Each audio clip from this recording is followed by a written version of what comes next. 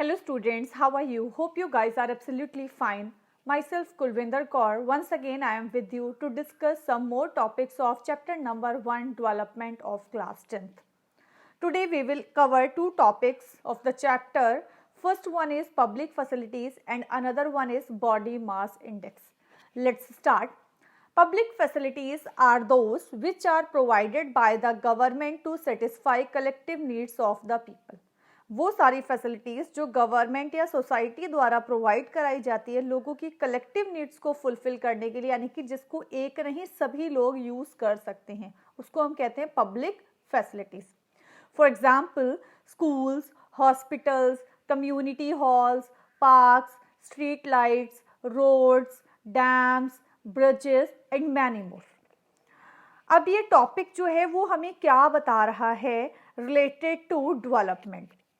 Just like हम लोगों ने लास्ट वीडियो में डिस्कस किया था कि महाराष्ट्र की एवरेज पर कैपिटा इनकम जो थी वो केरला और बिहार से ज़्यादा थी, यानी कि वो टॉप पर था. But in respect to other criterias क्या था कि केरला जो था वो महाराष्ट्र से बेटर परफॉर्म कर रहा था. अब ये अदर क्राइटेरियाज में हमने तीन चीज़ों को इंक्लूड किया था. पहला इन्फेंट मोर्टेलिटी रेट, दूसरा लिटरेसी रेट और तीसरा हमने एनरोलमेंट रेशियो को इंक्लूड किया था. तो अब जो हम लोगों ने ये तीनों चीज़ों को इंक्लूड किया था तो ये क्या बता रहा था, हेल्थ फैसिलिटीज़ और एजुकेशन फैसिलिटीज़. तो हेल्थ फैसिलिटीज़ कहाँ से प्रोवाइड होती हैं? हॉस्पिटल से प्रोवाइड होती हैं. तो हॉस्पिटल्स क्या है, एक पर्टिकुलर पर्सन का अपना पर्सनल हॉस्पिटल तो होता नहीं है, वो कलेक्टिव नीड्स को फुलफिल करता है. वहाँ पर बहुत सारे पेशेंट्स का ट्रीटमेंट किया जाता है. सेम स्कूल में भी बहुत सारे बच्चे एक साथ पढ़ते हैं. अगर आप पढ़ना चाहते हैं, आपके एरिया में कोई स्कूल नहीं है, तो या तो आप पढ़ ही नहीं पाएंगे या फिर आपके पापा को आपके लिए एक पर्सनल प्राइवेट स्कूल खोलना पड़ेगा. तो क्या होगा कि अगर बाकी के बच्चे भी पढ़ना चाह रहे होंगे तो एक सारे बच्चों के लिए एक स्कूल बनवा दिया जाएगा गवर्नमेंट द्वारा, ठीक है, या फिर कोई प्राइवेट एजेंसी द्वारा भी बनाया जा सकता है जिसको मैंने सोसाइटी का नाम दिया. तो क्या है कि वो सारी फैसिलिटीज़ जो लोगों की कलेक्टिव नीड्स को फुलफिल करती हैं उनको हम पब्लिक फैसिलिटीज़ कहते हैं. अब महाराष्ट्र की एवरेज इनकम, महाराष्ट्र के पास पैसा तो है लेकिन अदर फैसिलिटीज़ के मामले में वो केरला से पीछे है. क्यों है, उसी के लिए हमारे पास एक लाइन है, money in your pocket can not buy all the goods and services that you may need to live well. यानी कि पैसा ही सब कुछ नहीं होता है. एक अच्छा जीवन यापन करने के लिए, एक बेटर लाइफस्टाइल के लिए केवल और केवल पैसा नहीं जरूरी होता है, अदर पब्लिक फैसिलिटीज भी बहुत ज़्यादा जरूरी हैं. So income by itself is not a completely adequate indicator of material goods and services that citizens are able to use. For example, your money cannot buy you a pollution free environment. आपका पैसा आपके लिए pollution free environment नहीं provide करा सकता, और ensure that you get unadulterated medicines unless you can afford to shift to a community that already has all these things. यानी कि आप जब तक खुद कम्युनिटी में शिफ्ट नहीं होते जहां पर वो सारी फैसिलिटीज हैं, आपका पैसा आपको वो सारी चीजें नहीं प्रोवाइड करा सकते हैं. Second one is money may also not be able to protect you from infectious diseases unless the whole of your community takes preventive steps. अब इसका एग्जाम्पल हम इस लॉकडाउन के पीरियड का ले सकते हैं. The whole world is suffering from COVID-19.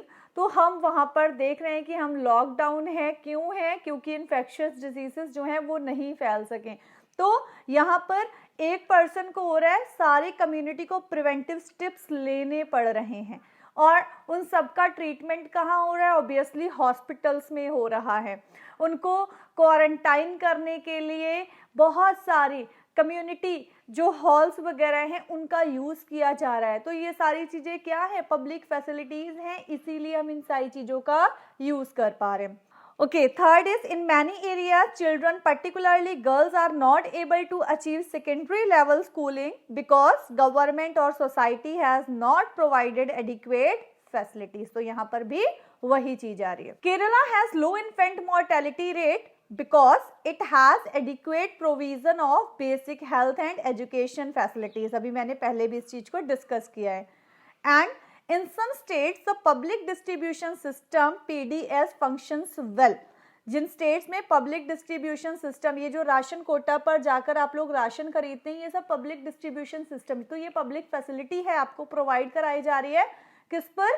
Come rate पर आपको फूड ग्रेन्स प्रोवाइड कराए जाते हैं गवर्नमेंट द्वारा. तो उन एरियाज में हेल्थ और न्यूट्रिशनल स्टेटस जो है वो लोगों का बेटर होगा. The second topic is body mass index, BMI. Body mass index क्या है? It is the one way to find out if adults are undernourished. ये एक तरीका है adults के undernourishment को find out करने का.